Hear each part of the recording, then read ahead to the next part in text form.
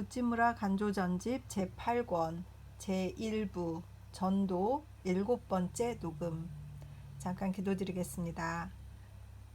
주님의 은혜를 진심으로 감사드립니다. 사랑이 많으신 하나님께서 늘 함께하여 주시고 리딩에 함께하여 주심을 진심으로 감사드립니다. 하나님 아버지, 좋은 책을 읽게 해주신 것을 감사드립니다. 귀하신 신앙의 선각자를 만날 수 있게 해주셔서 감사드립니다. 그분의 그 뜨거운 열정이 글로 잘 표현되어서 지금까지 남아있는 것을 감사드립니다. 그분이 글의 가치를 알고 글로써 할 수 있는, 자신이 할 수 있는 것에 최선을 다해서 평생을 살고 하나님 곁으로 가시고 우리에게는 글을 남겨주신 것을 감사드립니다. 이것을 읽는 것이 저에게는 제가 할 수 있는 전도의 역할이고, 이것을 들으시는 분들은 그것을 통해서 자신이 무엇을 할 수 있는가 자각하는 시간이 될 수 있기를 간절히 바라고 기도드립니다. 잘 읽을 수 있도록 인도해 주시옵시고, 한 분의 형제나 한 분의 자매의 신앙에 작은 도움이라도 될 수 있도록 인도하여 주시옵소서. 감사드리며 고마우신 우리 주 그리스도 예수님 이름 받들어 기도드립니다. 아멘. 오늘은 구제책으로서의 전도 하겠습니다. 도호쿠 전도. 근간, 항고쿠, 세이슈, 옹, 지음. 도호쿠의 장래에 붙이고자 집필한 글. 그래서 여기에 어떤 목적을 가지고 쓰신 글인 것 같아요. 그죠? 읽어보겠습니다. 사람에겐 육신과 영혼이 있다. 육신만 있는 것이 아니라 영혼도 있다. 영혼만 있는 것이 아니라 또 육신도 있다. 그러므로 사람을 완전히 구하자면 사람의 영, 육 두 가지를 다 구하지 않으면 안 된다. 육신은 겉에 있는 것이며 영혼은 속에 있는 것이다. 육신은 욕과 정이 존재하는 곳이며 영혼은 뜻과 정신이 깃드는 곳이다. 육신을 의복에 비유한다면 영혼은 몸이다.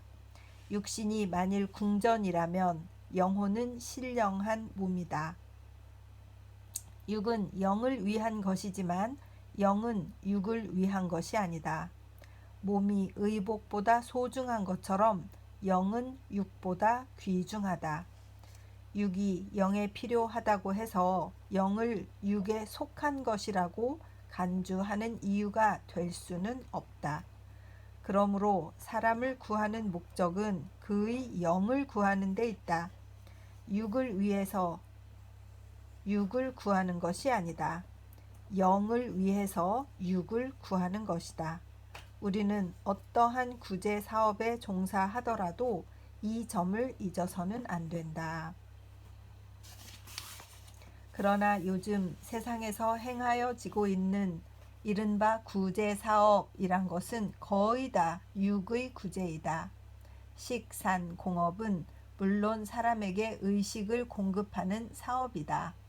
정치 법률은 인권을 옹호하기 위한 것이라고 하지만 인권의 옹호란 재산, 생명의 보호이다. 즉 육신의 보호이다. 교육이란 주로 사람에게 의식을 얻는 길을 가르치는 것이다. 그리고 종교까지도 오늘날에 와서는 현세에서의 생활의 행복을 증진하는 수단으로 바뀌어져 버렸다. 요즘의 세태는 하나에서 10가지 육의 세계이다. 효행이란 어버이에게 의식을 공급하고 육체적 쾌락을 제공하는 일이다. 충군이란 부국 강병에 힘쓰고 물질적으로 국가의 융성을 도모하는 일이다. 지금 사람들은 사람에게 영이 있다는 것을 알고 있으면서도 사람을 영적 존재로서 여기지 않는다. 그들의 안중에는 육이 있을 뿐이다. 그들의 사유의 바탕은 육이다. 그들은 육을 떠나서 아무 일도 생각할 수 없다. 도호쿠의 구제. 이것은 지금 일본인에게는 최대의 문제이다. 그렇다. 가장 큰 문제라고 할 수 있다. 도호쿠 육현은 그 면적에 있어서 일본의 7분의 1이다. 인구에 있어서는 9분의 1이다. 그리고 그 지방과 그곳 백성들은 해일로, 흉작으로, 눈설이 피해, 무지로, 무교육으로 고통을 받고 있다. 어떻게 해서 그들 백성을 구할 것인가? 이것이 일본의 최대 문제가 되어야 할 것이다. 하지만 이상하게도 도호쿠 지방의 구제 문제가 가장 큰 문제로 간주되지는 않고 있다. 바다 건너 조선이나 만주가 최대 문제로 되어 있는 오늘날 도호쿠 지방의 구제 문제는 제3, 제4의 지위에 놓여져 있다.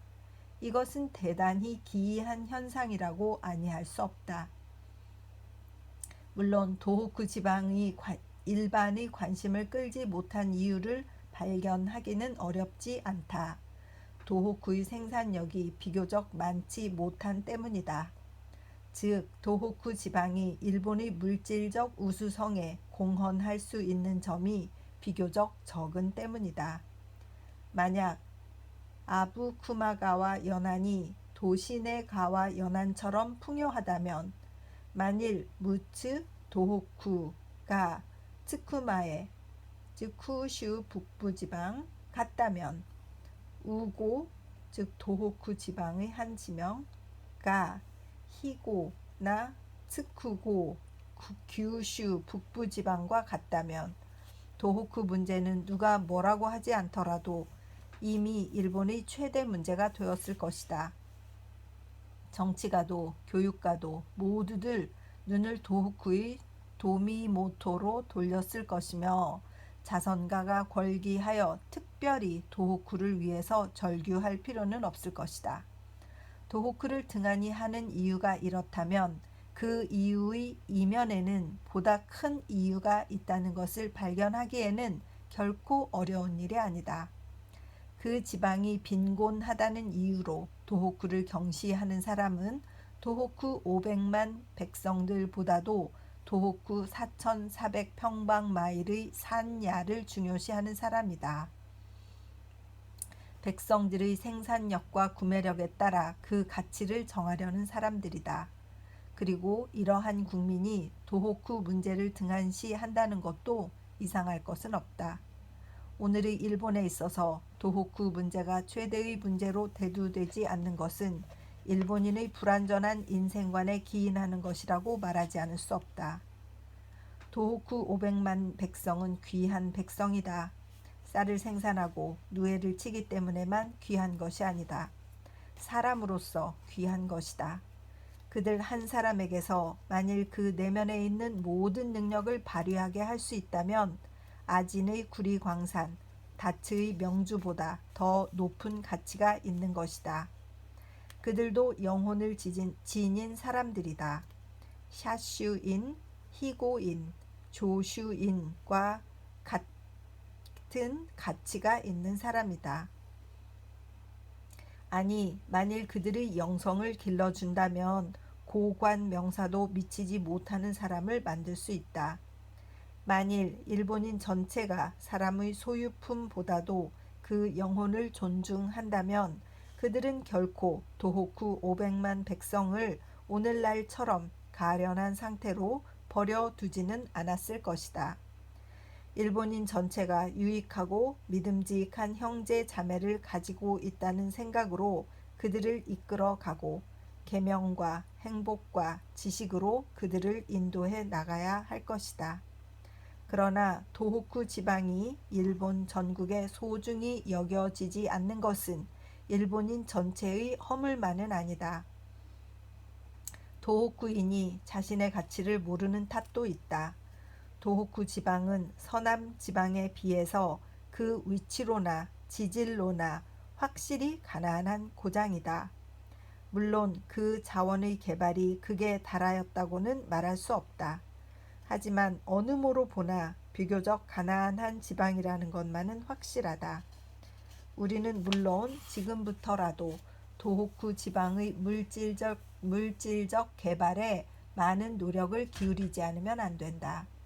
그러나 도호쿠 지방은 결코 쌀이나 보리, 견직물이나 그 밖의 농산물이나 제조물로 경쟁 마당에서 다른 지방을 제압할 수는 없다고 생각한다. 도호쿠 지방엔 땅에서 생산되는 물품 이외에 무엇인가 다른 산물이 없어서는 안 된다. 그리고 그 산물은 결코 육신에 속하는 것이 아니다. 지금의 일본 사람들이 듣는다면 웃겠지만 그러나 내가 믿는 바로는 도호쿠의 특산물은 의지가 아니면 안 된다. 즉 땅에서 얻는 것이 박하므로 하늘에서 얻는 것이 후하지 않으면 안 된다. 그리고 이것은 결코 공상이 아니다. 세계 어느 나라를 막론하고 우리 도호쿠 지방과 같은 위치와 환경에 처한 지방은 영으로 육을 제압하는 이외엔 승리를 거둘 길이 없는 것이다. 한 예를 들어 북구 핀란드의 주민들을 생각해 보자. 인구는 300만에 지나지 않는다. 토지는 대부분이 극한의 황무지다. 암석과 호수는 그 면적의 반 이상을 차지하고 북한대의 목재를 제외하고는 달리 자랑할 만한 물산이라고는 없다.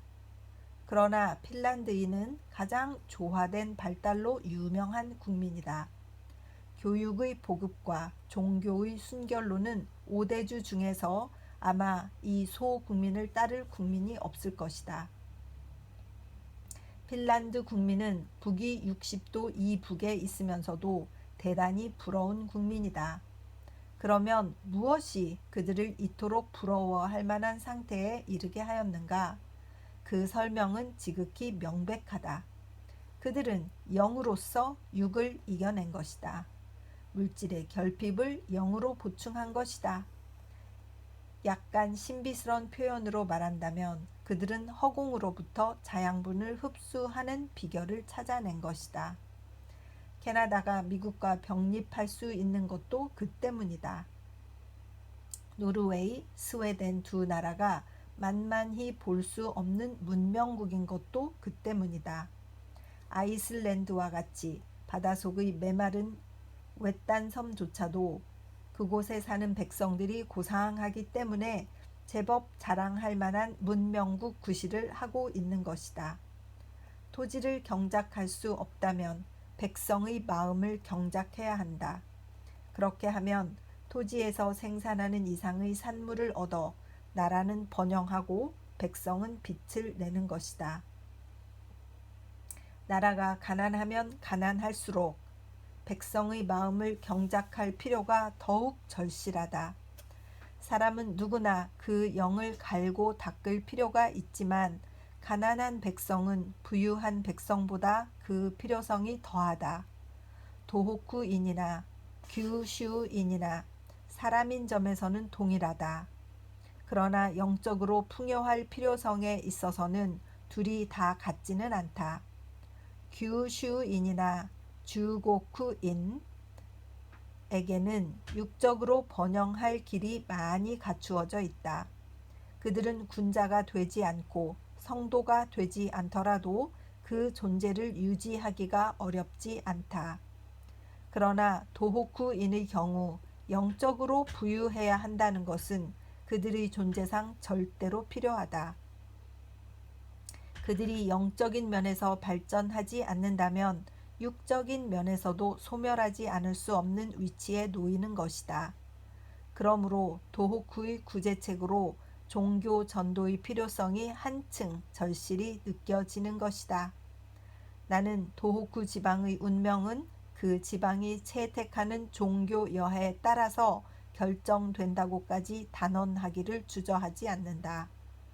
도호쿠 지방은 진리의 정토가 되지 않는 한 관서나 서남 지방과 대립할 수 없다.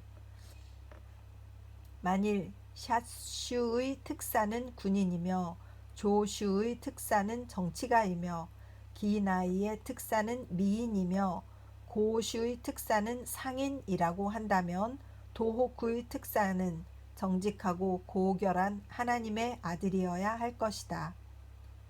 만일 도호쿠의 사냐가 예언자로서 일본 전체를 제압하지 못한다면 도호쿠 사람들은 영구히 서남 지방 사람들의 노예 노릇을 하지 않을 수 없는 것이다. 그리고 내가 오늘날까지 경험한 바로는 도호쿠 지방에 대한 나의 이러한 희망은 전혀 의지할 곳 없는 바람이라는 것을 알 수 있다. 도호쿠 사람은 완고하고 우직하다. 나는 도호쿠 사람을 사랑하기 때문에 이렇게 서슴지 않고 공언하는 바이다. 그러나 그들은 정직하다. 그들이 남에게 속기 쉬운 것은 그들이 진리를 받아들이기 쉬운 징조이다. 도호쿠 사람은 좀처럼 진리를 받아들이지 않는다. 그러나 한 번 그것을 받아들이면 완고하게 간직해 나간다. 도호쿠에 어리석은 사람은 많다.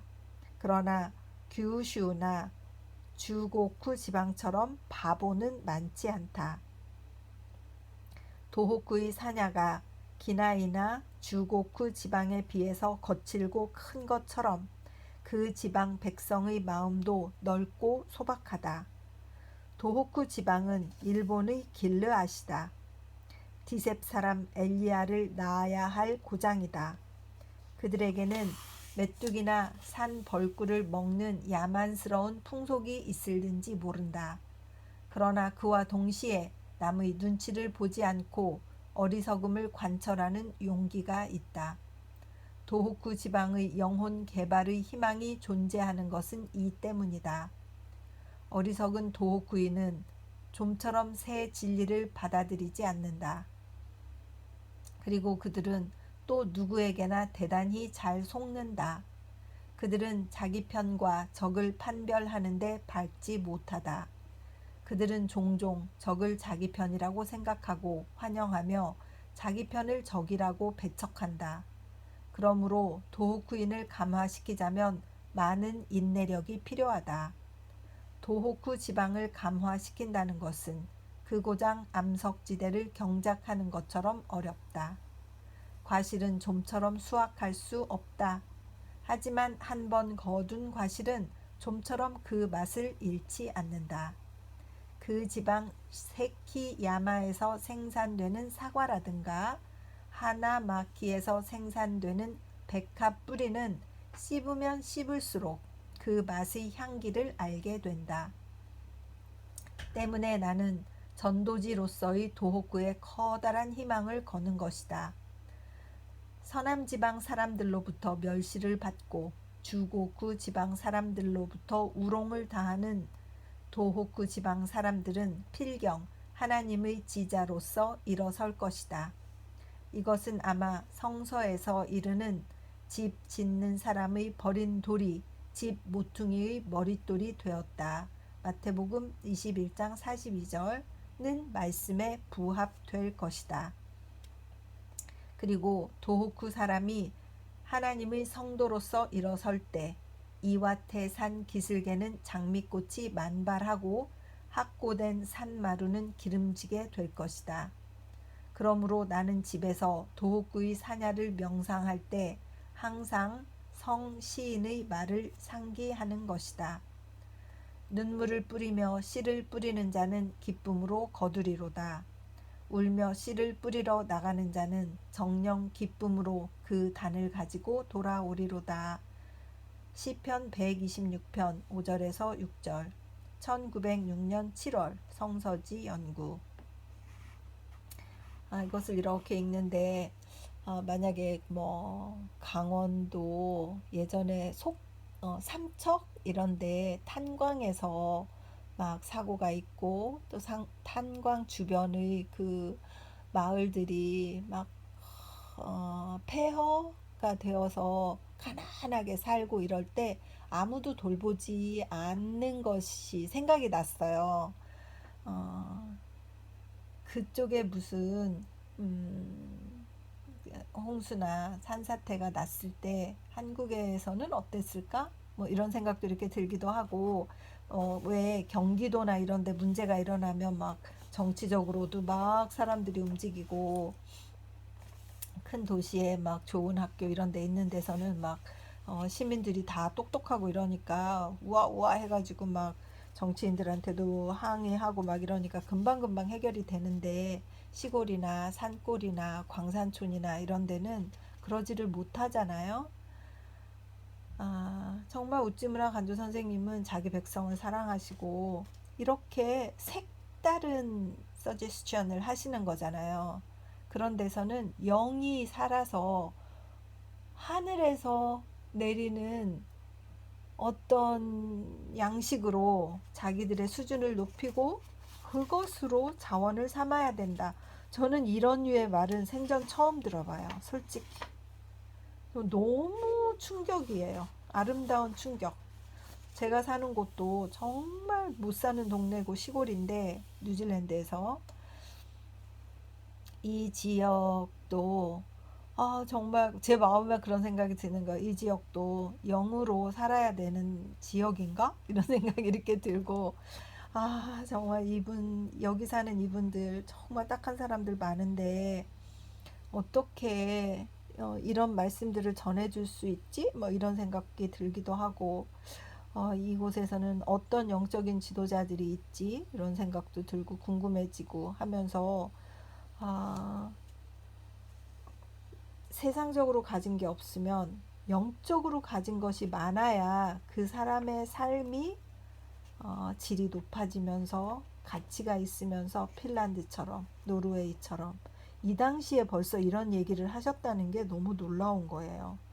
핀란드, 스웨덴, 노르웨이, 아이슬란드 이런 데가 영적인 나라이기 때문에 잘 산다. 그들은 지금도 잘 살고 전 세계에서 제일 행복한 나라라고 막 추앙하고 그러잖아요. 어떻게 해서 그들이 그런 수준에 올랐지? 이런 생각이 들고 한국이 지금 그 막 문화가 온 세상에 전파되면서 지금 그 작은 나라 우리가 그럴 줄 몰랐는데 정말 우리나라 사람들이 똑똑하고 이 영적인 거, 지식적인 거, 아이디어, 땅에 없는 거, 자원이 없는 것에 상관없이 퍼져나가고 있는 것을 제 눈으로 보니까 이 말씀이 정말 예언적인 말씀이구나. 그런 것들을 개발해야 나라가 부강해지는 것이로구나. 이런 생각이 들고요.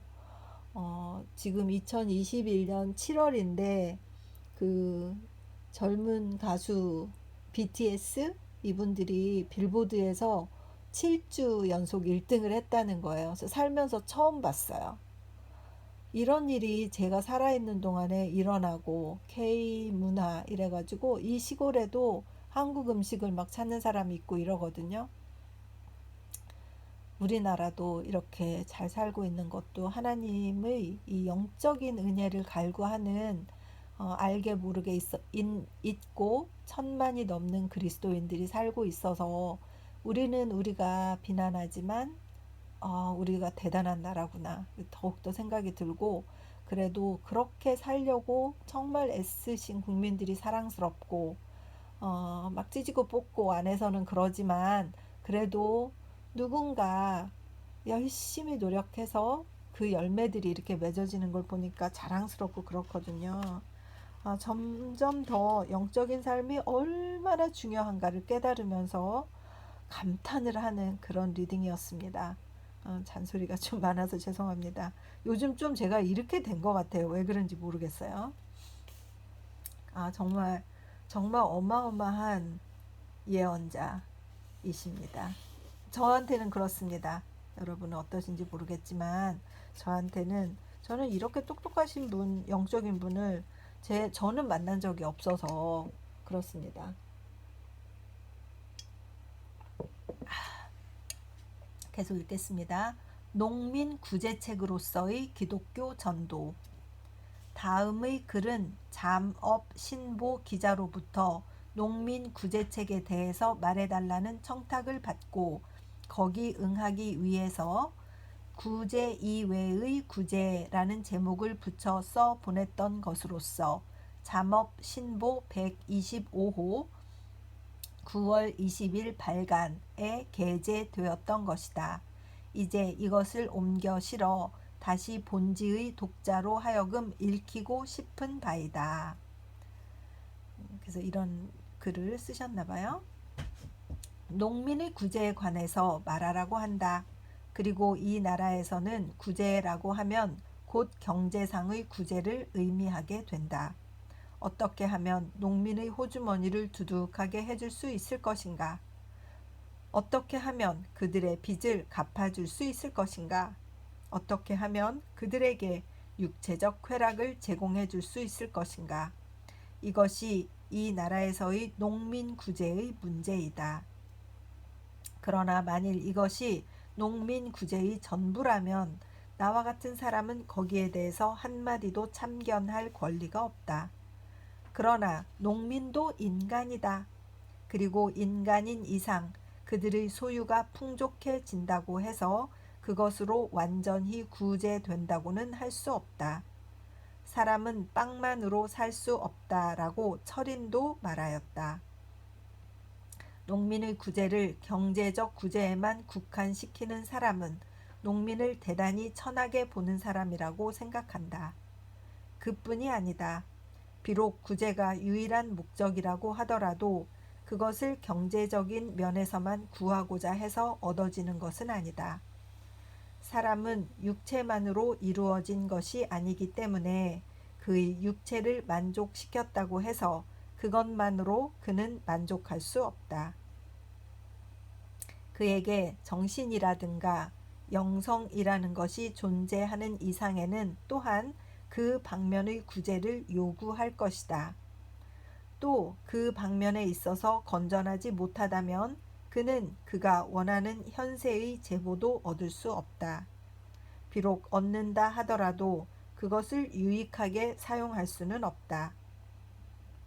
때문에 농민 구제를 경제적인 한 면에만 국한시키는 사람은 경제적으로도 그들을 구제할 수 없는 것이라고 생각한다. 경제를 도덕과 완전히 분리해서 논할 수 있을 것이라고 생각하던 시대는 이미 지나갔다. 유명한 아담 스미스도 경제를 도덕의 일부분으로 논하였다. 요즘 세상 사람들이 특히 오늘날의 일본인이 도덕의 경제적 능력에 유의하지 않는 것은 큰 결점이라고 생각한다. 구제라는 말을 넓은 의미로 해석하여 즉 인간 전체의 구제라는 뜻으로 풀이한다면 나도 이 문제에 관해서 나의 견해를 진술할 권리를 갖게 되는 것이다. 농민의 구제. 어떻게 하면 농민을 환희, 평화, 일치, 만족의 생애로 이끌어 갈 것인가? 이것은 당면한 큰 문제이다. 그리고 우리가 먼저 주의해야 할 점은 농민 구제의 방책이란 인류 전체의 구제법과 크게 다를 것이 없다는 점이다. 동일한 방법으로 상인도 직공도 관리도 구할 수 있다. 실망하고 낙담하고 타락한 사람에게 아무리 금전을 제공하더라도 조금도 구제되지는 않는다.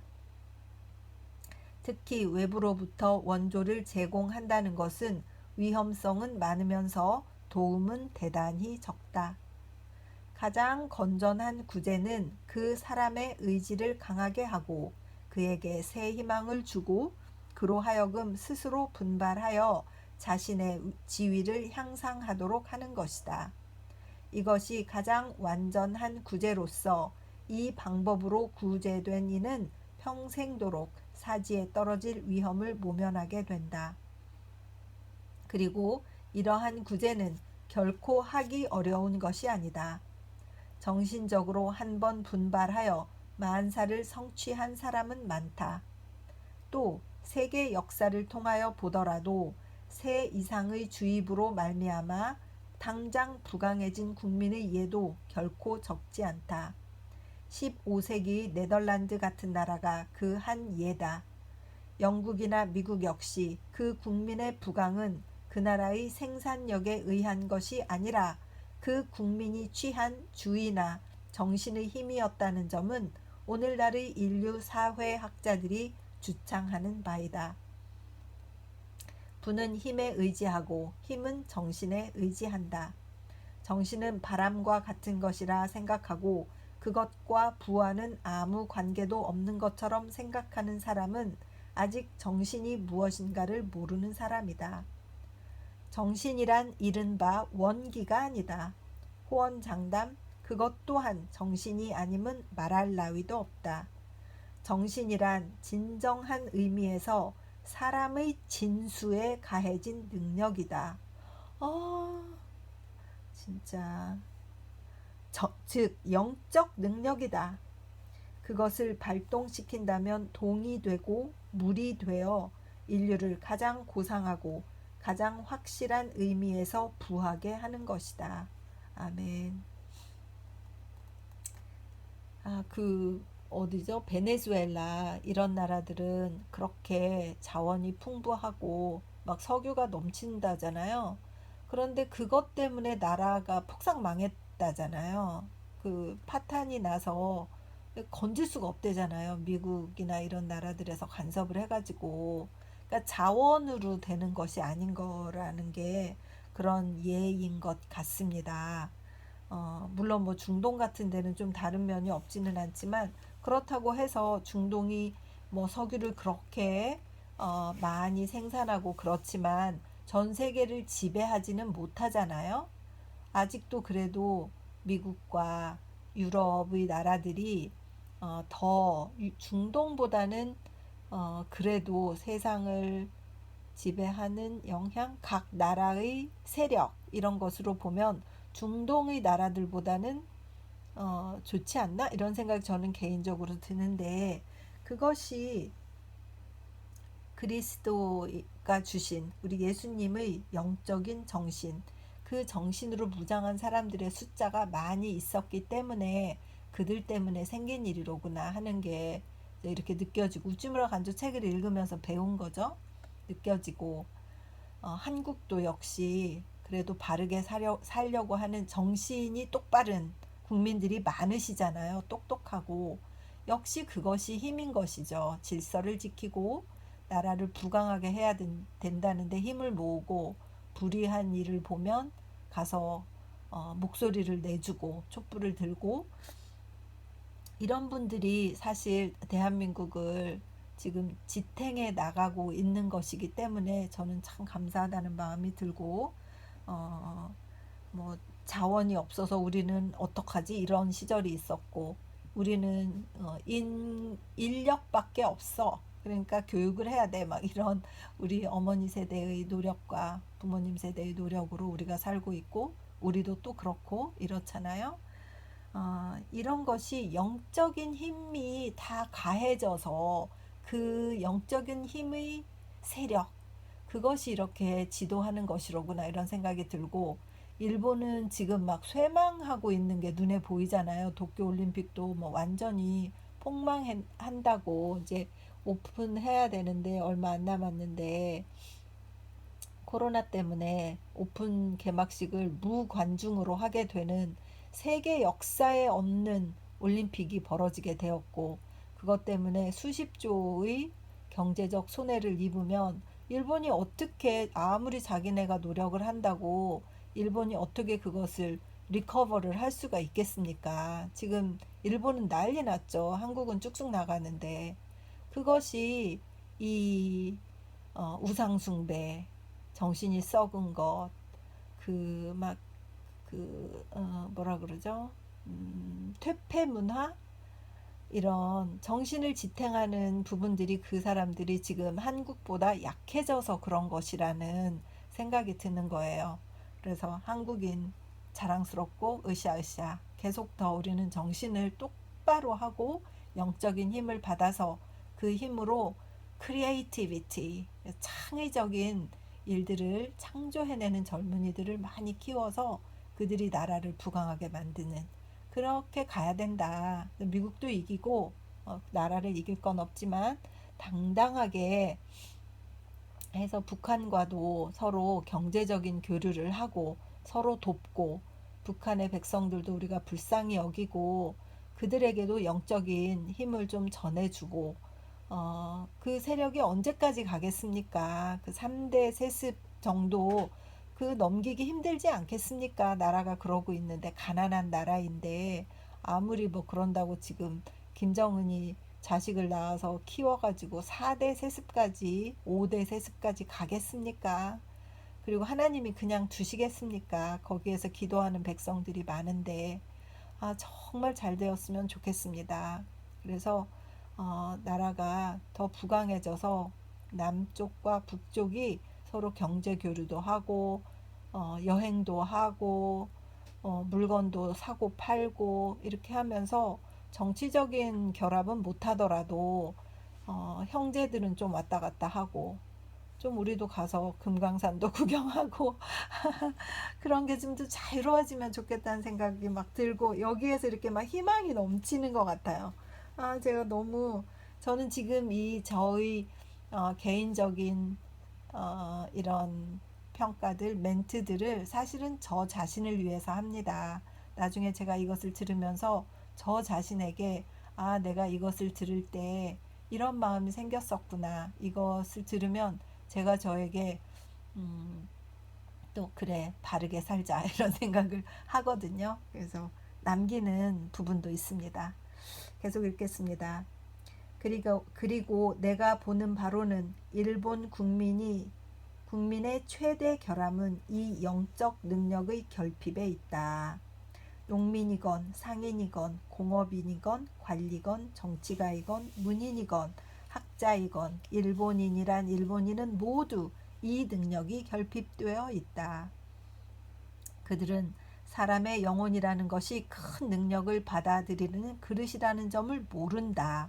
그들은 능력이라고 하면 돈이라고 생각하고 돈, 즉 힘이다 라고 생각한다. 이 나라에서는 누구나 그렇게 말하지만 그것은 큰 잘못이다. 사람의 힘은 그의 내면에 존재하는 영적 능력이다. 미국의 금, 은이 콜럼버스를 움직여 그러한 대발견의 길로 내보낸 것이 아니다. 콜럼버스의 영적 능력이 그로 하여금 수십 년간의 고난을 극복하고 마침내 세계의 황금국을 발견케 한 것이다. 영적 능력을 지닌 사람은 이미 보물의 산을 가진 사람이다. 이것은 잠꼬대가 아니다. 인류의 오랜 경험을 통하여 증명된 사실이다. 누가 일본인에게 능력을 제공할 것인가? 독일을 오늘날처럼 강대하게 만든 것은 정치가나 경제학자들만의 힘이 아니다. 그들의 닫혀졌던 마음의 문을 열고 그 속에 영적 능력을 불어넣어준 마틴 루터, 그 사람이 바로 독일인의 오늘과 같은 부강의 기초를 놓아준 것이다. 영미 양국에선 존 웨슬리라는 종교 혁명가의 출생 200년을 기념하는 축하회가 열렸다. 그리고 그 나라의 경제학자들은 입을 모아 웨슬리의 종교 혁명이 영미 양국의 산업 발달에 위대한 효과를 올렸다고 진술하고 있다. 사람의 마음을 개척하는 이는 새로운 부의 원천을 개척하는 사람이다. 부를 국토에서만 구하고 사람의 마음에서 구하고자 하지 않는 이는 하늘이 사람에게 내린 큰 부의 원천을 버리고 돌보지 않는 사람이다. 그러므로 나처럼 경제 문제에 대단히 어두운 사람이라 하더라도 경제 이외의 면에서 우리나라 농민을 구할 수가 있다. 농민의 마음을 개척하고 그들에게 인생의 새로운 흥미를 제공하고 자선과 노동의 쾌락을 가르치고 토지를 사랑하고 그것을 자연의 법칙에 따라 경작시킬 수가 있다. 그리고 이것 또한 위대한 구제라는 것은 누구도 의심하지 않을 것이다. 이 문제를 실제적으로 고찰하건대 일본의 농민이 가장 고통스럽게 느끼는 것은 가정의 조직이다. 이것은 일본인이라면 누구나 깊이 느끼는 점이지만 농민들처럼 오래도록 한 고장에 토착되어 있는 사람은 한층 깊이 그 점을 느낄 것이다. 친척과의 관계, 가족 제도, 분가, 재산 분배의 습관, 제사의 범절 등 시골 살림을 해보지 않은 사람은 도저히 헤아릴 수 없는 번잡한 일들이 얼마나 일본 농민을 괴롭히고 있는가.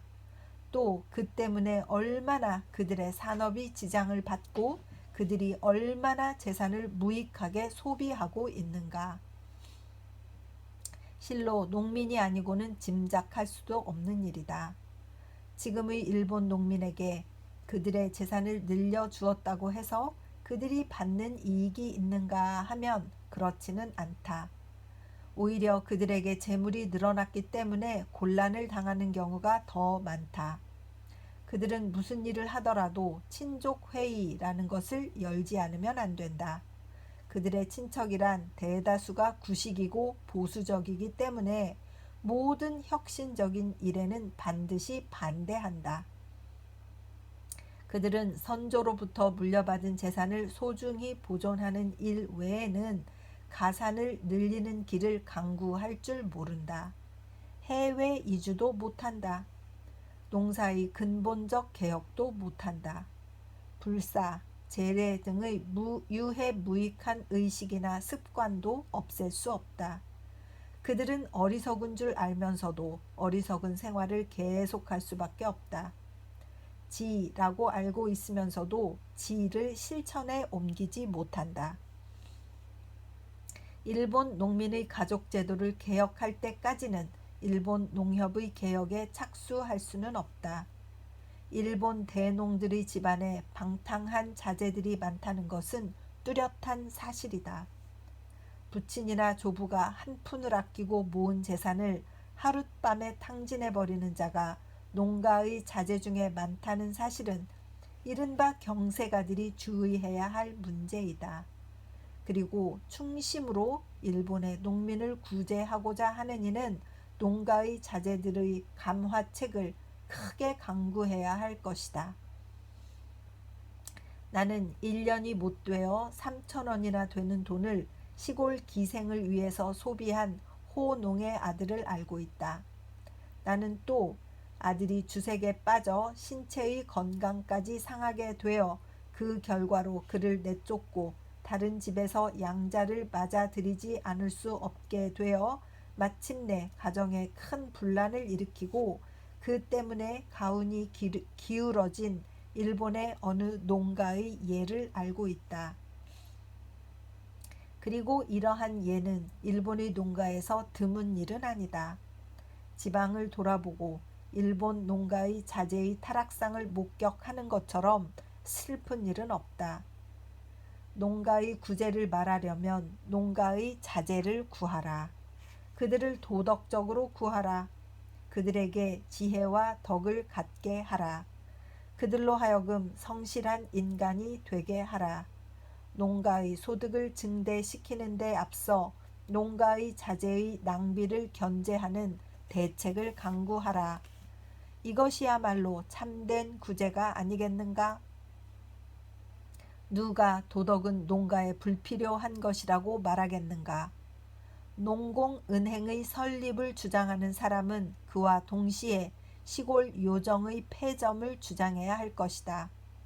한 명의 탕아는 농가 100년의 쓰라린 결실을 하룻밤 사이에 잃어버리게 한다. 때문에 부친은 경로하고 모친과 아내는 울고 동생들과 자녀는 거리를 헤매게 된다. 그뿐이 아니다.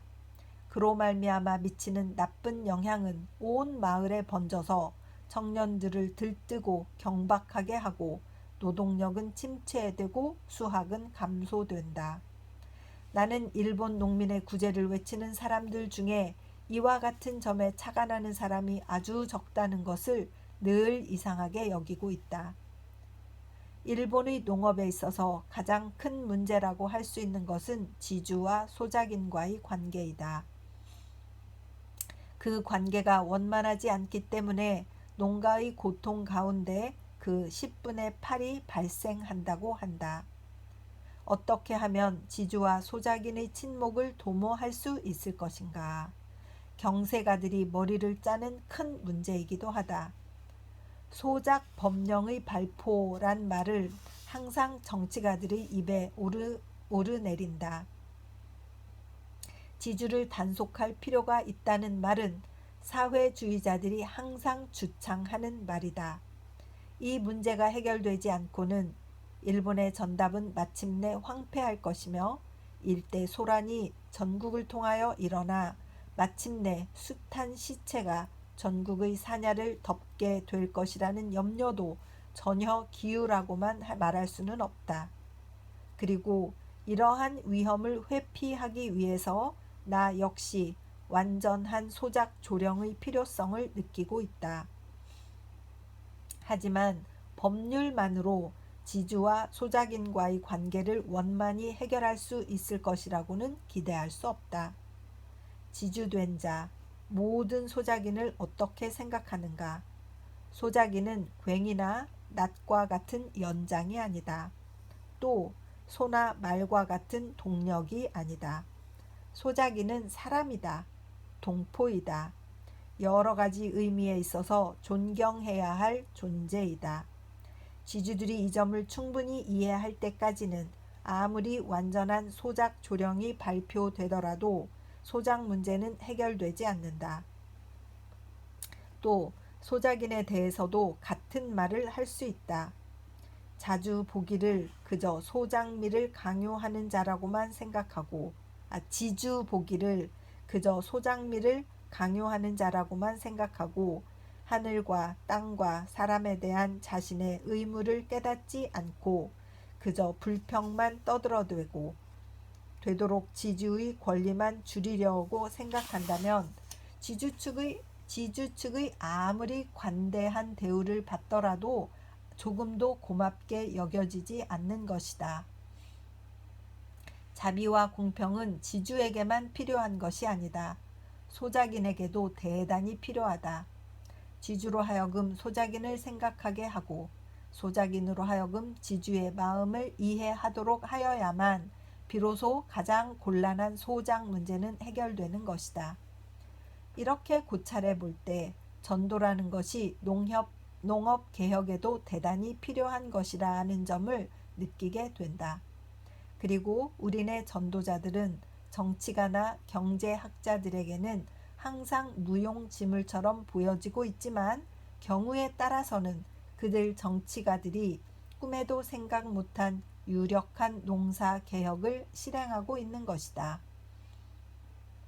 우리의 선교로 말미암아 한 가정이 전혀 면목을 일신하여 소작이는 기뻐하고 토지는 전보다 훨씬 소중히 다루어지고 수확은 늘어나고 그 은혜가 끊이지 않아 그들이 기르는 고양이나 개까지 미치게 하는 예가 많다. 우리는 법률의 힘을 빌지 않고 학자의 권위를 사용하지 않고 부패에 빠져있던 농가에 희망의 광명을 보내고 그들에겐 한 푼의 부도 보태지 않으면서 풍요한 가을을 만난 것과 같은 환희를 그들에게 제공할 수 있는 것이다. 이렇게 말한다고 터무니없는 이상을 말하고 있는 것이 아니다. 우리는 우리의 체험을 이야기하고 있는 것이다. 우리는 하늘로부터 베풀어지는 위로와 도움으로써 우리나라 농민을 구하고 있다. 앞에서도 말한 것처럼 우리에겐 금도 없고 은도 없다. 그러나 우리가 가지고 있는 무엇으로서 우리는 대정부의 위력으로도 도저히 이룰 수 없는 어떤 일을 우리 농민들에게 하고 있다고 생각한다. 1903년 9월 잠업신보, 1903년 10월 성서지 연구. 9월에 잠업신보에 낸 글을 10월에 성서지 연구에 옮기셔서 더 많은 사람들이 읽을 수 있도록 이렇게 하셨군요. 정말 참 생각이 깊으시고 정말 신앙인이시고 또 거기에 그 이론이 이렇게 탁 맞고 그 일본인들이 그 기생들 게이샤라고 하고 그 문화가 어마어마하잖아요. 그 유흥 문화, 흥청망청의 문화, 접대 문화 이게 다 일본에서 온 거잖아요. 거기에 도시의 고관 대장들만 간 게 아니라 재산을 갖다 바치는 사람들이 그렇게 많았다는 것은 뭐 흔한 영화로도 많이 보여지더구만요. 그리고 그 폐해가 어마어마하고 여성들이 거기에 팔려가는 것은 뭐 가서 뭐 완전히 그런 일들이 너무나 많아서 지금도 사실 온 세계에 벌어지는 이 온갖 뭐 여성들 트래킹이라고 하죠. 막 그 납치해서 데려다 인신매매하고 뭐 이런 건 아니겠지만 이 시골에서의 이 폐해, 그 시골에서 제사 막 1년에 20번을 드렸느니 막 이런 집들도 있고 정말 쓸데없는 일에 얼마나 돈을 낭비하고 차라리 그런 돈을 자기들의 건강을 위해서 쓰거나 이렇게 한다면 훨씬 좋을 텐데 그런 생각이 드네요. 읽으면서 우리 전에 저희 살던 시골에서도 저희 집도 제가 어렸을 때 그 제사 드리고 했죠. 돈도 없는데 그런데 이렇게 음식을 사지 그런 생각 쓸데없는 걸 사지 그런 생각은 하기는 했었던 것 같아요. 지금은 다 뭐 안 합니다마는 우리 할머니 계실 때는 뭐 그 없는 살림에 그렇게 제사를 드리시더라고요. 조상들을 섬겨야 된다고. 그런 걸 다 없애야 된다는 게 이분의 실질적인 제안이시잖아요. 이거를 읽었을 때 어, 과연 그래야겠어 하고 깨달으신 분들이 꼭 있었기를 한번 기대해보고 그 당시에 크게 깨달아서 뭐 달라진 건 없었을까? 그런 리포트가 좀 있으면 얼마나 좋을까? 이런 생각을 좀 해보는 것 같습니다. 시원하신 연설을 들은 것 같은 그런 느낌입니다. 기도드리겠습니다. 어, 주님 은혜를 감사드립니다. 역시 정말 영적으로 뛰어나신 분은 모든 세상 일을 볼 때에 왜 영이 어, 더 성장해야 되는가? 왜 우리의 정신이 몸보다는 영혼이 정신이 더 부강해야 되는가? 더 충만해야 되는가 하는 이유에 대해서도 이렇게 잘 설명을 해주신 것을 감사드립니다. 또 새로운 아이디어이시고 정말 창의적인 내용이시고 이런 글들을 읽으면서 좋은 어른이 된다는 것이 얼마나 중요한가 생각하게 되고 바른 생활을 하면서 건전하게 무언가 꿈을 키울 수 있는 젊은이들을 바라보는 것, 이런 것들 좋은 행동을 하는 것 하나하나가 얼마나 어른으로서 중요한가 이런 것도 생각하게 되는 것 같습니다. 하나님 아버지, 리딩을 듣는 분들이 많아졌으면 참 좋겠지만 그렇지 않다고 하더라도 한 분의 영혼이라도 더욱더 충만하게 되는 리딩이 될 수 있도록 주님께서 인도하여 주시옵시고 도와주시옵시고 이 귀한 내용이 땅에 떨어지지 않도록 주님 지켜 보호하여 주시옵소서. 감사드리며 고마우신 우리 주 그리스도 예수님 이름 받들어 기도드립니다. 아멘. 사랑하고 축복합니다.